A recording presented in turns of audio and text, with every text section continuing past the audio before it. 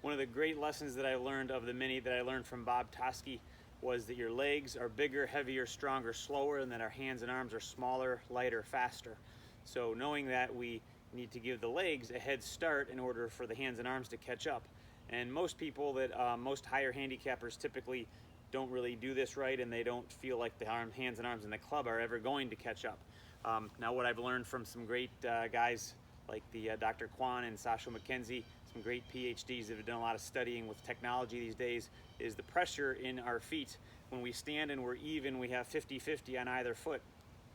In better golf swings, at about hip high in the backswing, better golfers have 70, 80, almost 90% of the pressure between the 2 feet on the back foot already at this point in the backswing, somewhere close to 90%.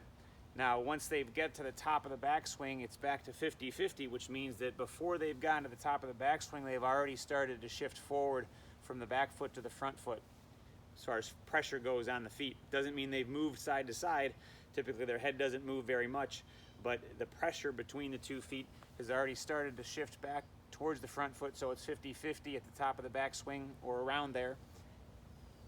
By the time they get down to hip high in the downswing, there's somewhere 75% or so, and then by the time they get to impact, there's somewhere in the close to the 90%. And that's why sometimes we see better players that are almost up in the air when they're trying to hit a long drive on their toes, because they've gotten the pressure to that front foot way before the arms and the club caught up, and they've actually now, as their hips turn and their left knee is straightening as they're pushing into the ground, they come off the ground a little bit. In fact, Sam Snead used to tell Bob that he was going to get a 2-stroke penalty for high jumping when he hit a great drive.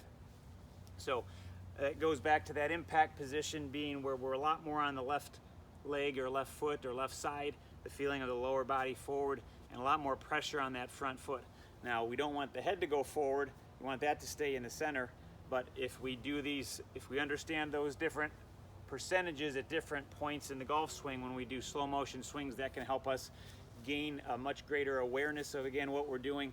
And again, the repetitions and practice and the trying and the doing it is where we start to get these little light bulb moments, and we can start to get better. So again, once we get on the golf course, hopefully sooner rather than later, we'll be way ahead of the game and we'll be able to be more coordinated and hit a lot more good shots. So stay safe and